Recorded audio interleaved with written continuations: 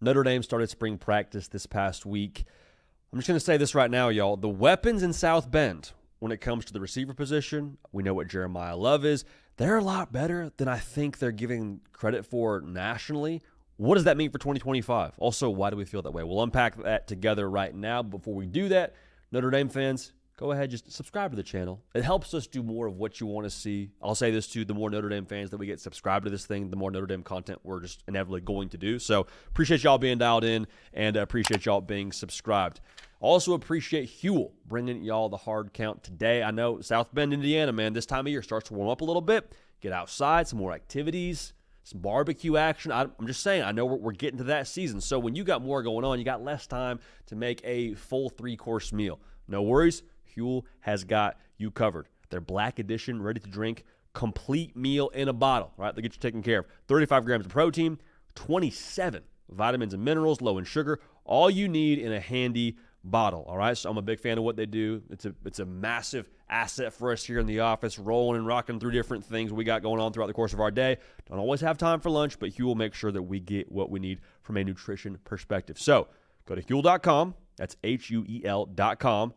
Code HARDCOUNT15 gets you 15% off plus a free new gift for new customers. Use that code HARDCOUNT15, Huel.com. See the description for terms and conditions. Unlock a healthier, easier way to eat with Huel, nutritionally complete meals in minutes so you can focus on what really matters. So what really matters for everyone in South Bend is, hey, can we get back to a national freaking championship? Because last year was awesome. Incredible run. I mean, the revenge arc for Notre Dame from week 2 to finishing the season in itself is a movie script you throw away because it's not realistic enough. But you lose Riley Leonard.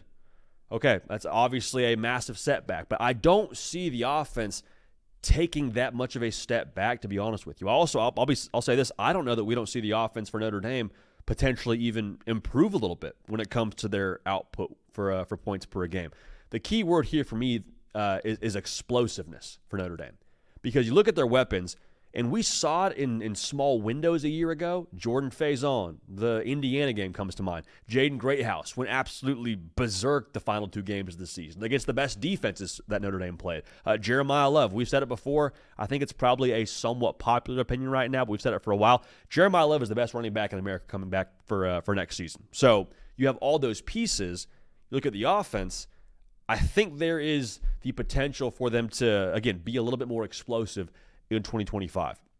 Because last year, you averaged right around 7 yards a pass. Not bad. It's not bad by any stretch, but it wasn't necessarily tops in America. Right around the 70s is where you rank across college football. So if you're telling me you got all these explosive pieces coming back, JD, why didn't we see it explode like it was supposed to a season ago if we have these explosive pieces? Because, right, same guy's back.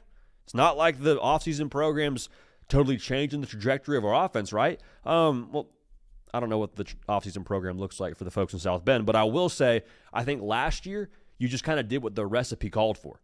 Like Riley Leonard and how good that defense was made it a thing where Notre Dame didn't have to score in bunches. They didn't have to go score 40 a game to get it done. It was a situation where Notre Dame could kind of just control the game, punt it away when they didn't have what they wanted on offense. Defense would hold it down. One of the best defenses in America. Also, your running game, that was explosive. He averaged 5.7 yards a carry, top 5 in college football.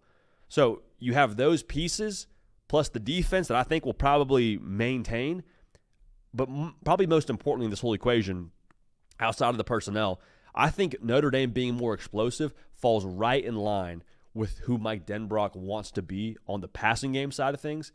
Because I spoke to Riley Leonard and what he was as a quarterback. Whether it's C.J. Carr or whether it's Steve Angeli, it could be Kenny Minchie. We'll see what happens during spring ball and fall camp. But I really believe that with the weapons Notre Dame has, it will be a key point of emphasis for them to push the ball downfield more regularly.